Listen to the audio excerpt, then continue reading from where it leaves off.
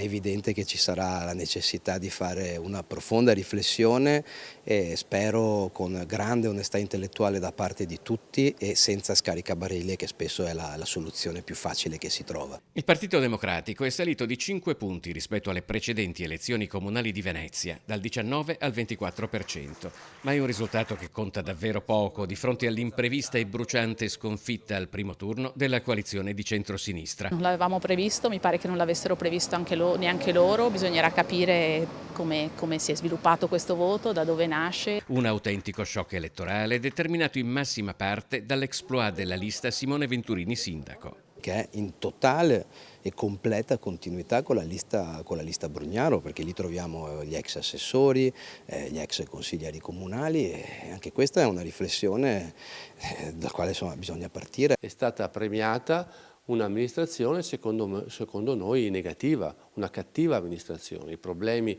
della città restano intatti, dal tema della sicurezza, il tema della desertificazione del commercio, il tema del degrado, il tema del turismo, il tema del lavoro. Chi ha pochi dubbi è Massimo Cacciari. In un'intervista al Corriere della Sera ha affermato che a Venezia ci sarebbe voluto un candidato sindaco diverso, come la Salis a Genova.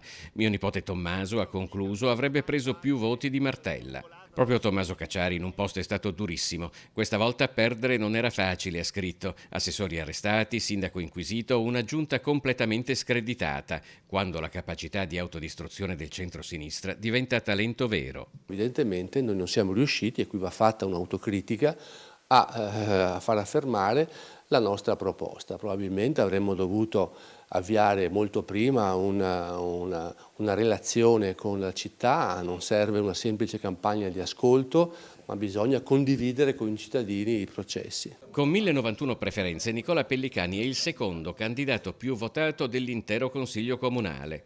Anche la più votata è del Partito Democratico. L'esordiente Giulia Albanese ha avuto 1456 preferenze. Cosa l'ha spinta a candidarsi? Beh, credo che Venezia avesse bisogno di una visione che la riportasse ad essere una capitale a livello nazionale, europeo e internazionale. Non lo è in questo momento. No, non lo è una vetrina, e ha una vetrina internazionale, ma non è una capitale, non è una capitale della produzione culturale, non è una capitale dal punto di vista produttivo, non è una capitale dal punto di vista politico.